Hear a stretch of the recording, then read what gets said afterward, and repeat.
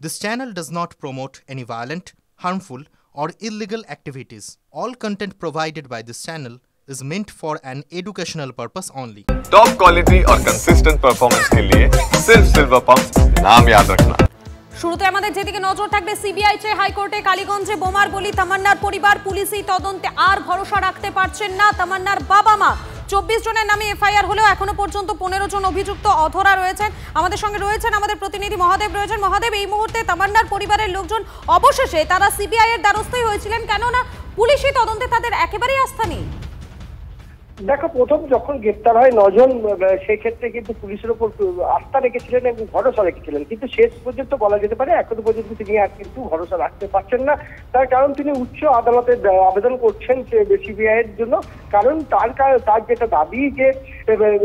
এখনো পর্যন্ত সেই 9 জন গ্রেফতার হলেও কিন্তু অধরা রয়ে গেছে 15 জন আর এই 15 জন না ধরার পেছনে পুলিশের হয়তো কোনো বাধা সৃষ্টি হচ্ছে বা কোনো রাজনৈতিক কোনো কারণে তাদেরকে গ্রেফতার করা হচ্ছে না এই অভিযোগেই কিন্তু তিনি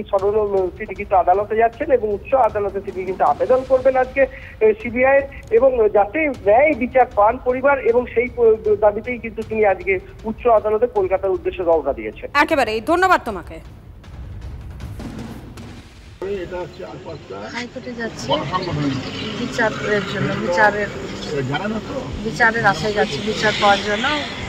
বিকাশ ভট্টাচার্যের কাছে যাচ্ছি এখনো তো আর বাকি আসামিরা বাইরে আছে তো তার জন্য পুলিশের উপরেই তো ভরসা করেছিলাম তো পুলিশ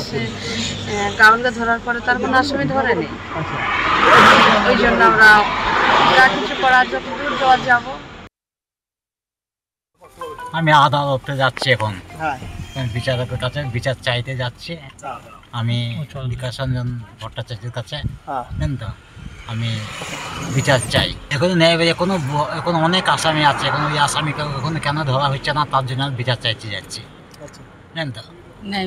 আমি ন্যায় বিচার চাইতে যাচ্ছি আমি সিবিআই তদন্ত যাচ্ছে আমি আচ্ছা এই কালীগঞ্জে পরপর বোমা উদ্ধার শুধু ঝোপ জঙ্গল নয় বোমা উদ্ধার হয়েছে যাদের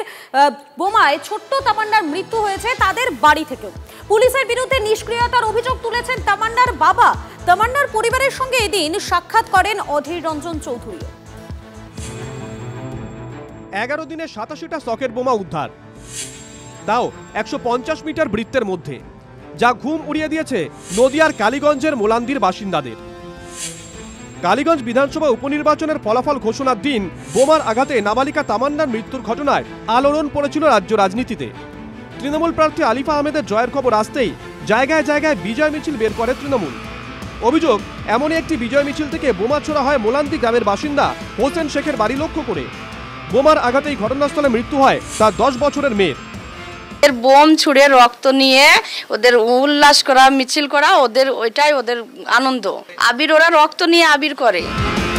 তার মধ্যেই কখনো গ্রামের পাটক্ষেত থেকে কখনো বাঁশঝাড় জঙ্গল থেকে কখনো আবার অভিযুক্তদের বাড়ি থেকে উদ্ধার হয়েছে একের পর এক বোমা নিহত নাবালিকার বাবা বলছেন পুলিশ ব্যবস্থা নিলে এই দৃশ্য দেখা যেত না এই যদি ব্যবস্থা রাখতো তাহলে পুলিশ এখানে থাকলে এগুলো হয়তো এগুলো কোনোদিন হইতো না পুলিশ থাকলে এগুলো কোনোদিনই হইতো না পুলিশ তো জানে যে মোলান্দিকে দেখা পরিস্থিতি চলে সব সময়তে এদিন নিহত নাবালিকার পরিবারের সঙ্গে দেখা করেন কংগ্রেসের ওয়ার্কিং কমিটির সদস্য অধীর রঞ্জন চৌধুরী বাংলার মুখ্যমন্ত্রী আপনার কাছে আমার দাবি আপনি অন্তত তামান্নার পরিবারের কাছে এসে তাদের সঙ্গে মিলিত হন তাদের কাছে শুনুন তারা কি দাবি করছে জানুন তবে একটা বাংলার মুখ্য দায়িত্ব পালন করা হয় সন্ত্রাসের বলি হয়েছে ফুটফুটে তামান্না তারপর হুঁশ ফিরেছে প্রশাসনের অবশেষে নজরদারির জন্য তৈরি হচ্ছে মোলান্দিতে বসছে পুলিশ ক্যাম্প থাকবেন 7 জন রাজ্য পুলিশের কর্মী সঙ্গে সিভিক ভলেন্টিয়াররা সিসি ক্যামেরা দিয়ে মোড়া হচ্ছে গুরুত্বপূর্ণ মোড় মহাদেব কুন্ডুর রিপোর্ট TV9 বাংলা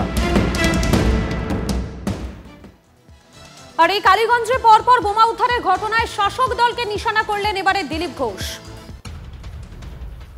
টিএমসির নেতা কারা হয়েছে আজকে সে পঞ্চায়েত হোক জেলা পরিষদ সমিতি বা কাউন্সিলর এমএলএ পর্যন্ত হয় বম মারছে না হলে বম খাচ্ছে বুথ প্রেসিডেন্ট থেকে আরম্ভ মন্ডল প্রেসিডেন্ট এরা হচ্ছে বমের ফ্যাক্টরি চালায় পুলিশ সব জানে পুলিশ হাপ্তা খাচ্ছে আর এই ধরনের অপকর্ম চালিয়ে বেড়াচ্ছে যারা সমাজ বিরোধী ছিল তারা এখন টিএমসির নেতা তো টিএমসি একটা কৃতিত্ব আছে মমতা ব্যানার্জির তিনি সমাজ বিরোধীদের নেতা বানাচ্ছেন আর নেতাদের সমাজ বিরোধী বানাচ্ছেন এইভাবে পশ্চিমবাংলার রাজনীতি চলছে।